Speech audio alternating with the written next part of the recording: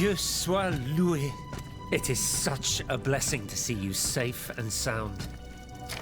This belongs to you. Bless you, whoever you are. You have our eternal gratitude.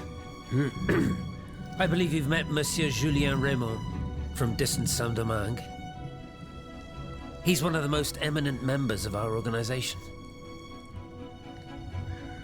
And you, mademoiselle? What should we call you? My name is Aegis. Ah, yes. The Aegis. The mighty shield and scourge of Zeus. I wonder... Earlier, by the Pont Neuf, when you touched Monseigneur's ring, can you explain what happened? The ring called to me. It compelled me to reach out and take it. Come now. The moment I touched it, I was transported. Somewhere else. It was the same strange world that you were in, Monseigneur. Hell, you mean? Or purgatory? I saw things there. I saw Monseigneur giving a sermon. What wickedness is this? This explains the moment when you froze. And this isn't the only time you've experienced something like this, n'est-ce pas? That is correct. It also happened with two objects I found in Place Dauphine. And what happened there? That is where I found your Bible and your cross, Monseigneur. How did you know they belonged to me? They demanded to be returned to you. You did not regain consciousness until I did so. This is madness. Let us not be so quick to judge, Monseigneur. I witnessed the moment when your cross was taken from you. Then I saw you being locked in that box. Eh bien voilà. It is just as I suspected. Here, Aegis, look at this. Over the course of my research, I unearthed this ancient document. I believe I have finally uncovered its meaning. It's a triangle with an identical inscription at each corner. Nemi, memory in ancient Greek. Then, in the center, there is an open eye which symbolizes awakening. Do you understand? The images you saw, Aegis, were Monseigneur de La Fare's own memories. 3 echoes of the past tied to personal objects of his. 3 Nemes, memories which some dark alchemy had taken from him. Without them, his mind would have remained lost, incomplete. He would never have regained consciousness. But by returning these 3 objects to him, Aegis, you were able to save his immortal soul. Tell me, Aegis, when you were at the clerk's office at the Châtelet, did you perhaps see a leather wallet near the abbot's documents? No, Monseigneur. Ah, that is unfortunate. Most unfortunate.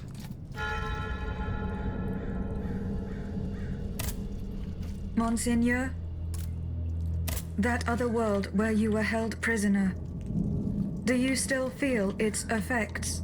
This other world, as you call it, Aegis, is none other than hell itself. Gehenna. The place the Lord sends those who worship the beast. But hell didn't keep me. Has God given me a chance to redeem myself, perhaps? What task did you entrust to the abbot? The Holy Office ordered me to keep an eye on the Comte de Cagliostro. This charlatan imagines himself to be the heir of Mesmer, the magnetizer, and seems to have ingratiated himself with the king. There have been disturbing reports about him that could lead to his excommunication. It is said that he can make the dead speak. Can you imagine? I asked the abbot to investigate the surroundings of Eugène de Vaucanson's workshop, where the Count had been seen coming and going for several weeks. I cannot disclose the details of what he discovered there, but it may well be related to the events that have plunged Paris into mourning. I bid you farewell, Monseigneur. Wait just a moment, s'il vous plaît. You are one of Cagliostro's creatures, are you not? What do you mean? When did you awaken? I do not understand, Monseigneur. Well, that is to say, you talk, you think, you seem to act with some sort of free will. This was not always the case, that much is clear. You must agree that not all automates are as sophisticated as yourself. I'm attempting to unravel the mystery of your true nature. Tell me, what are your very first memories? That is a question I am unable to answer. How strange. In that case, you must surely be able to tell me who taught you what you know. What I know, Monseigneur? How can I put it in a way that you'll understand? For example, you call me Monseigneur. How do you know that this is how one addresses a member of the clergy of my rank? I cannot explain it. I believe... Go on, Aegis.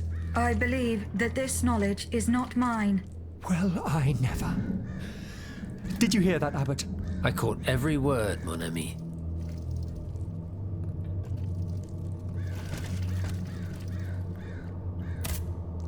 Monsieur Raymond, what is the aim of this organization? We publish articles and exert our influence on those who are in a position to improve the lot of our unfortunate brethren. Our numbers grow by the day, and we have many illustrious members, such as the Comte de Mirabeau and the Marquis de Lafayette. But it was Monsieur Brissot and the Abbot that founded the group. Good old Brissot. Shouldn't he be here by now? Yes, mon père. He should have arrived hours ago.